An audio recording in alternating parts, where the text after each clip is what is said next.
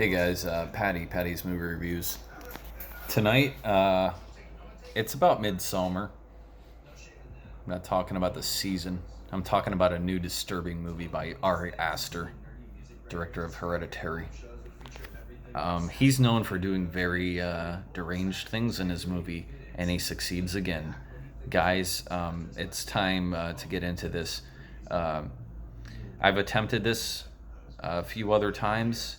It's becoming the impossible review. That's why it's so late. I actually saw this the day it came out. Very excited for the trailer. It looked really disturbing.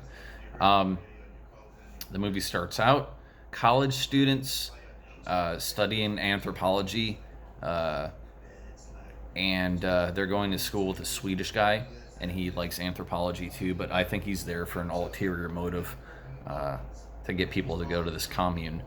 Uh, it stars the guy from Get Out too. He's really good in this.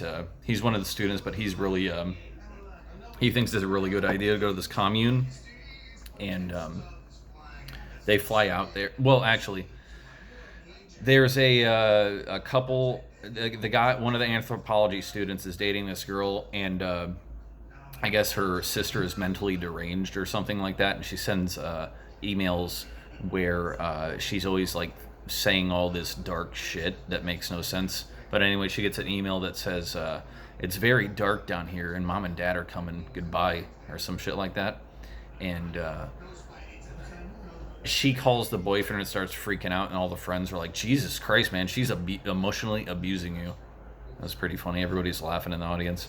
But so they decide, since they're okay. Anyways, this message happens. This is why it's an impossible review. It's so hard to explain this movie, but I'm gonna attempt to do it in under 10 minutes. Um, the sister, this message I just told you, the sister committed suicide, a legendary suicide, and it shows it in like a very artistic way and very disturbing. Uh, I've never seen this before. I always see the people do the hose from the car exhaust into the window and just put it in the car. But she turned on both her parents' Cadillacs and tied it to the exhaust and combined it into one hose and connected it around her mouth. And they show her carbon dioxide face and all the carbon dioxide puke everywhere, and they just focus on it, and it's like a still image, and it haunts the main character the rest of the movie. Whew. All right. So they decided it's a good idea for her to come on this trip because she's suffering from the trauma of this happening. She's always seen the sister everywhere, and this continues throughout the movie. It took up some time, but I don't know. I think it added to it. They decide to fly out to Sweden, to the commune. They get there. Everybody's very welcoming. They're accepting them and everything. They decide to take mushrooms. It's mostly from the main girl's perspective to start, but she takes the mushrooms and starts having kind of a bad trip. She sees the sister and the parents who died as well. I forgot to mention that. Her whole family died in this car exhaust stunt by the sister. So they go there, they take the mushrooms, and she's like seeing her sister, and like the people are acting a little bit weird, but they're Swedish. You just expect it. Let's see. They're talking about like they do this event every 90 years, and they invite outsiders into it. You know, something weird's gonna happen. They need some outsiders, but they have elders of the clan, and they make the visitors witness a ritualistic suicide, and it's awesome what happens. The oldest people in the tribe jump off the cliff. It's a man and a woman to make room for new members. So you kind of see where this movie's going, but when they jump off the cliff, they land on a rock, and it's like slow motion. They show heads exploding and shit. You know, you guys already know I'm a big fan of that, so it's scoring points with me automatically. And also, one of the guy, it was just like last time I did a Chucky review. The guy broke his, not the femur, the thing under it, and it auto broke and like compound fractured, and the whole tribe was like, he was like, were in pain, and he was like, ah, and they all started doing that chant like, Urgh. But everybody started freaking out in the American club, the students and everything. They're like, this is really fucked up. We're seeing this in real life. Like, they're anthropology students, but you see that shit up close, man. Not good. And the guy, anyways, he broke his leg, and they brought out this mallet, this wooden mallet, and they smashed his head in. The thing must have weighed 100 pounds, because this guy's head came apart like nothing, and they let like a few members in the tribe, like younger members of the tribe, smash his head in. People were shocked. You could have heard a pin drop in there. Nobody was saying anything. Like, there was a few gasps, but like there was like quite a few people in the movie theater. This movie is very disturbing. Like, I don't know, the way he does things, it's very slow and lifelike, but then he'll use like replays and slow motion stuff, so it's like the perfect mix. Anyways, the people that really freaked out go missing, and then Get Out guy eventually goes missing. They realize there's like an elephant man type monster within the cult, and it's from inbreeding, and it gives them visions and ideas and stuff like this. Really funny though. They adopt the main girl into their cult, kind of. Like, they have this dance contest where she's like has to do this dance off. It's almost like Climax, because they get dosed with LSD. They give them massive amounts of some psychedelic drug. It might have been ayahuasca or something, but they can barely function, so they're all running into each other. And I guess like the main girl has the highest tolerance to psychedelics, so she wins. And they're like, or they just let her win, of course, but they say, "Oh, it's not the Night Queen, was May Queen. You're the May Queen now." And she's like, awesome. So like they take her out of there, and like her boyfriend has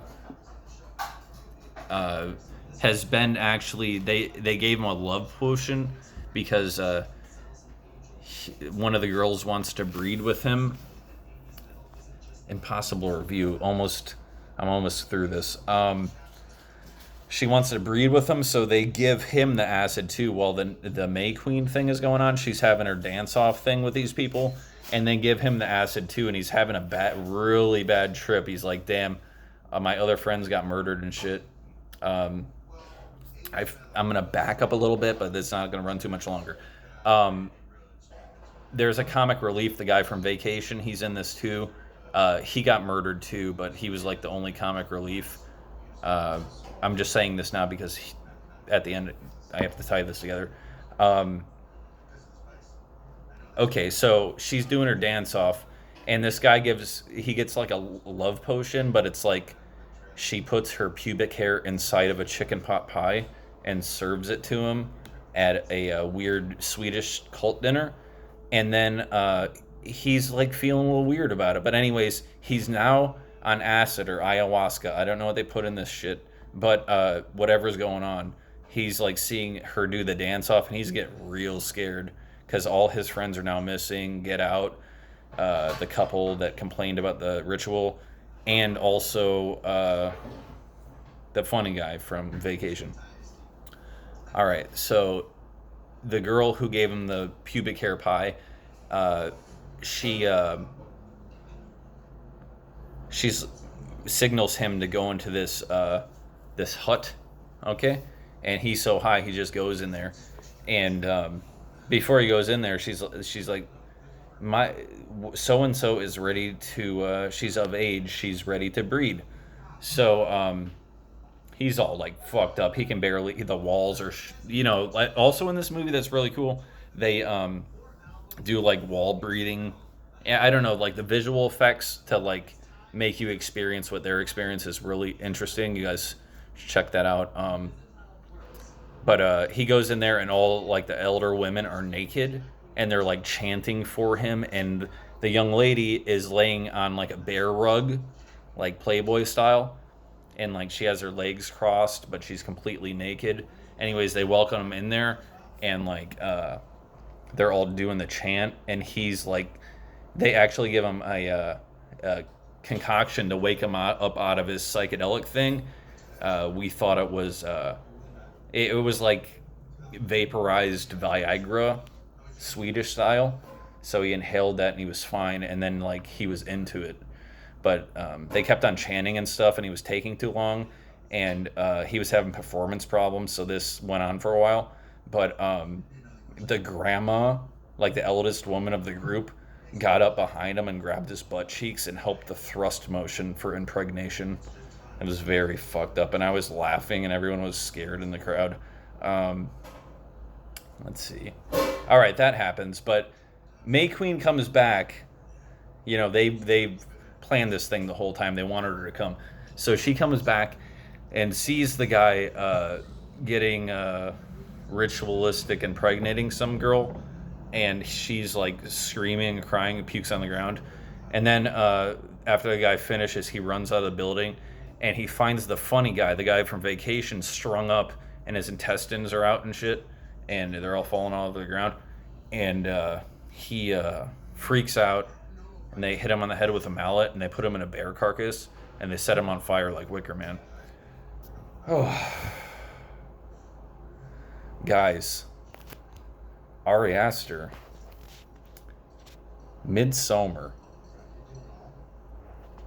I can't believe I got through that. Anyways, what I appreciated in this movie, originality, being scarier than a horror movie when it's an action adventure, and also the acting was really good. Unknown actors, a couple of them unknown actors, and I don't know.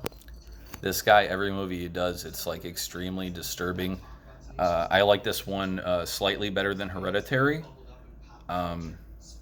Hereditary was a little bit darker, even though I just described a dark nightmare.